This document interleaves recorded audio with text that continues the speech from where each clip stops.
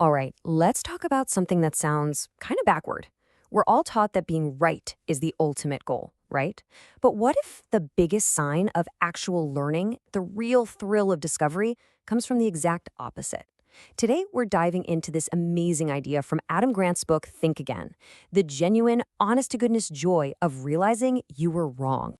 And it all starts with this, well, wildly unethical Harvard study back in 1959. Get this, a psychologist named Henry Murray had students write down their most deeply held beliefs, their entire philosophy on life. Then he put them in a room with a law student who was secretly told to just destroy them, to launch a vehement, sweeping, and personally abusive attack on everything they just wrote. And the reactions? They were all over the map.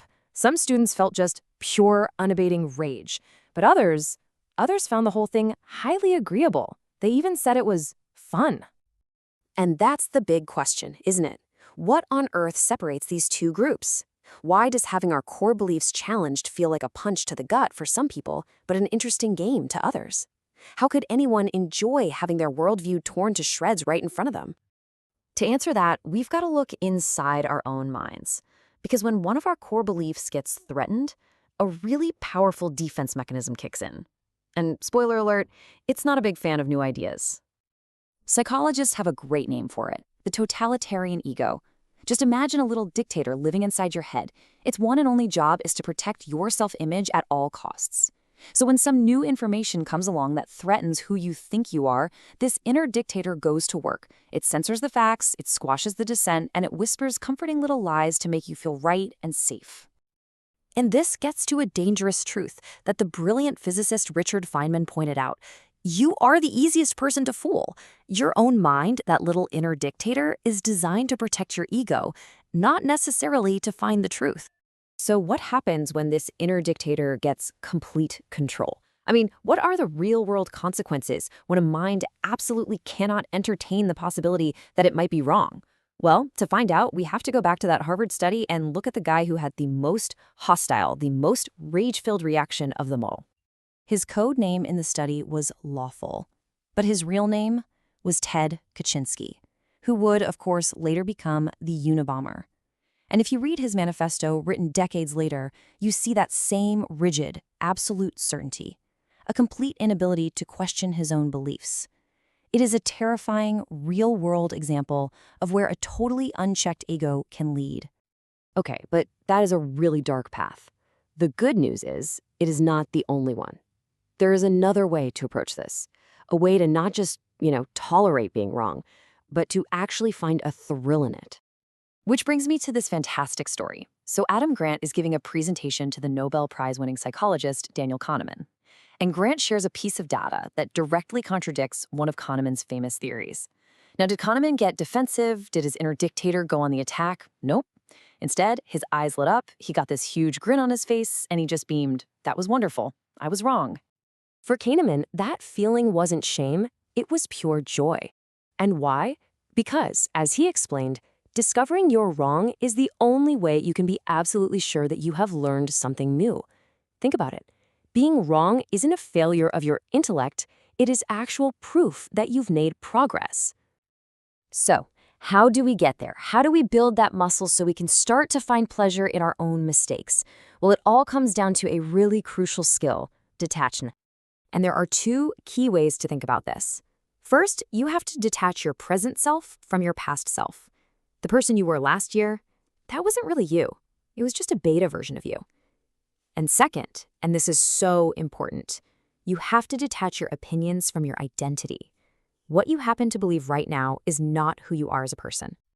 The investor Ray Dalio just nails that first point. Looking back and cringing a little at your past self isn't a sign of embarrassment. It's a sign of growth.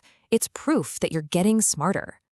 And that second point is all about defining yourself by your values, not your beliefs. An identity tied to a specific belief, like "I am a lobotomist," is fragile. The moment evidence proves lobotomies are horrifying, your whole identity collapses. But if you tie your identity to a core value, like "I am someone who protects people's health," well, now you're flexible. When you learn lobotomies are harmful, you can drop the practice without an identity crisis. You're still protecting health, you've just found a much, much better way to do it.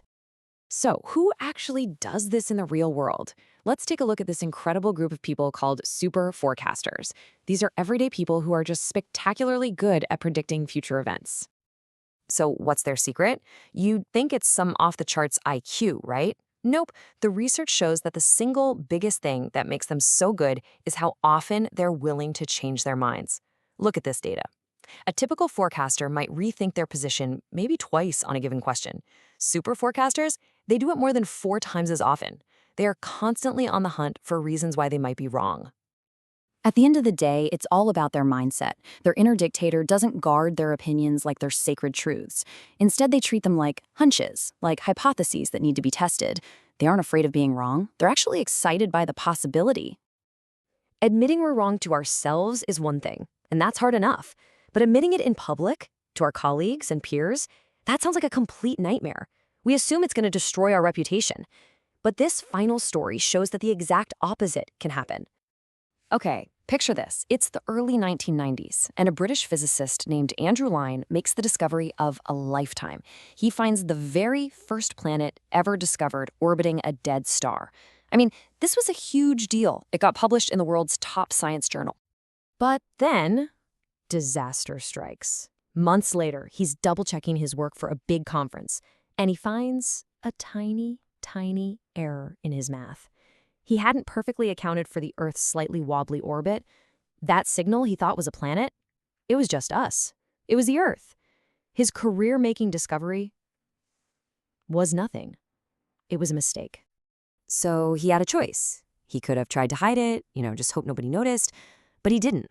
He chose to walk onto that stage in front of hundreds of the world's top astronomers, and he came clean. He explained his mistake and announced that the planet he had famously discovered simply did not exist. And what do you think the response was? Ridicule? Was his career over? No. The entire room rose to their feet and gave him a standing ovation. Another top scientist there called it the most honorable thing I've ever seen. Admitting he was wrong didn't make him look stupid. It proved his absolute integrity. It showed he cared more about the truth than about his own ego. Finding joy in being wrong isn't really about celebrating your errors. It's about celebrating learning. It's recognizing that the freedom to say I was wrong is also the freedom to grow, to get better, and to inch ever closer to the truth. So I'll just leave you with this question to chew on.